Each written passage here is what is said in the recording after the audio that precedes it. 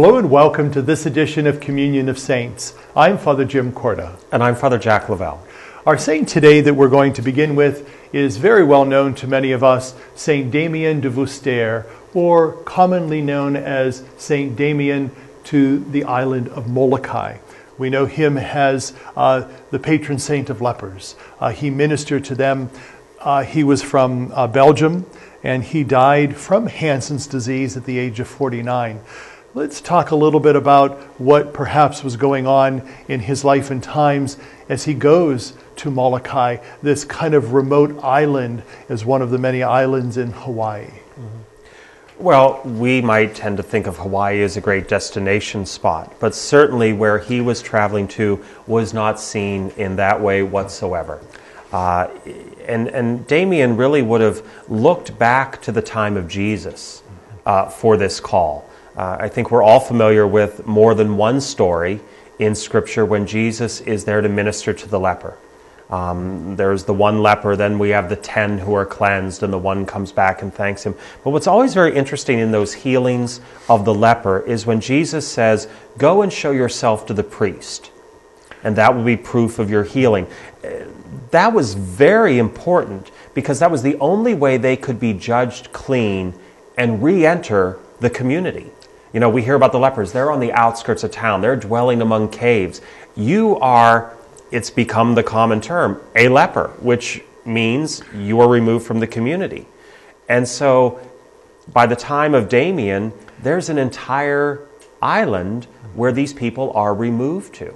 It's interesting because it was at the age of 24 that Father Damien, as a young priest, as a newly ordained priest, decides to enter into this missionary effort on the island of Molokai, going to what some would have considered a native country, very pagan country, polytheistic.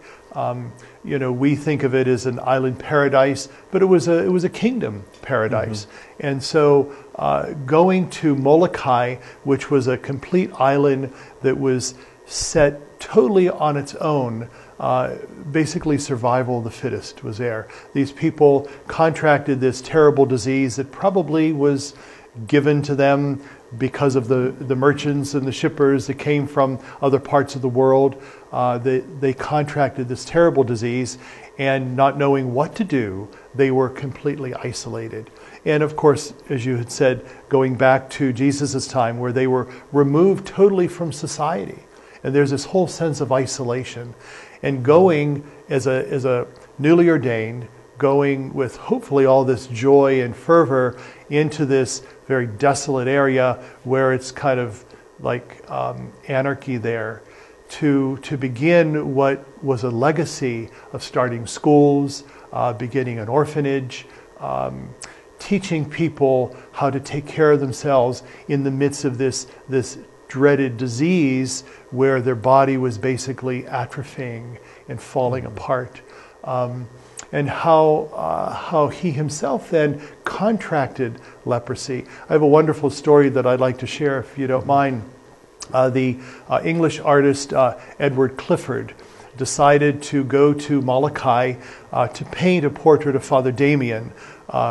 And before he went there, he was unaware that Father Damien actually contracted the disease of leprosy. But Clifford had traveled a long way to paint the portrait. When he got there, he discovered that Damien's face was pretty well ravaged by the disease. And yet he came the distance. He decided to paint the portrait, which he did. He brought it back to his studio, which he put in the window of his studio, which was on a busy thoroughfare in the city of London. Soon complaints came in.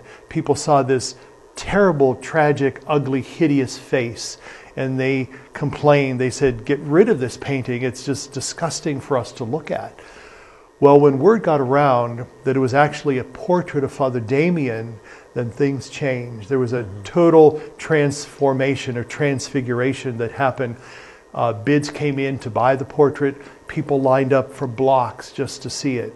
So there's that whole sense that they looked beneath this ugly, ravaged face and saw something that was underneath, which was the face of sacrificial love.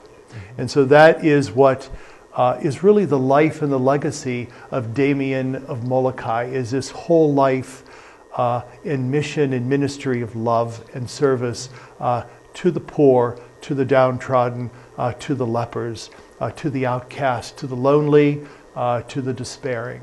And how we can understand that in our own life as we minister to people. Absolutely. And I think what's so interesting is, as you said, at age 24, recently ordained, and how many perhaps are more concerned about how they're going to celebrate Mass, or how they're going to celebrate the sacrament of reconciliation, or are they going to do marriage prep accurately, and maybe to get caught up in a little of the trappings, coming from Belgium.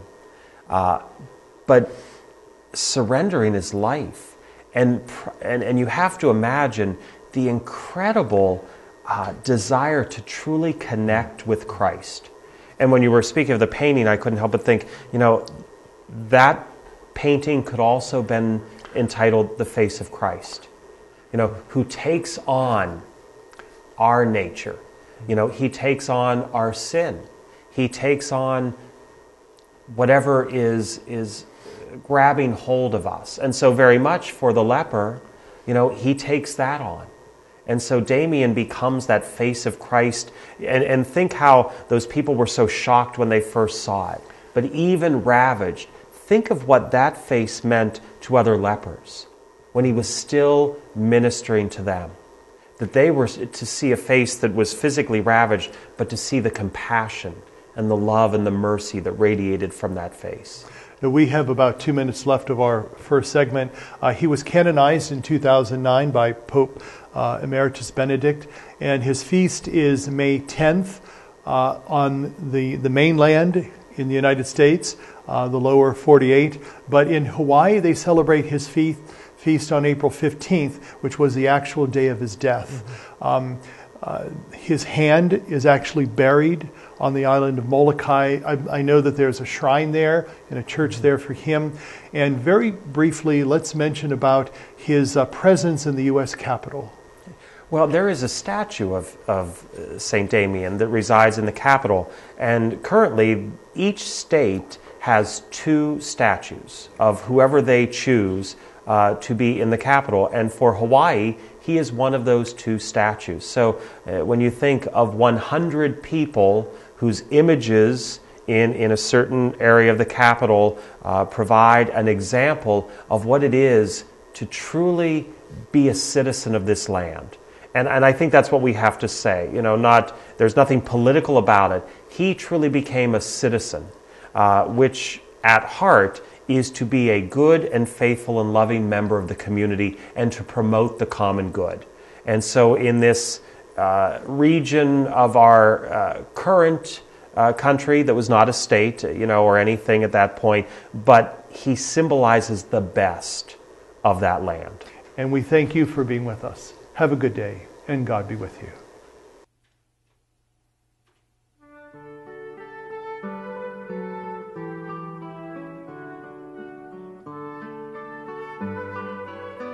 The Communion of Saints was a production of CTNY, the Catholic Television Network of Youngstown. Your program hosts were Father Jim Korda and Father Jack Lavelle.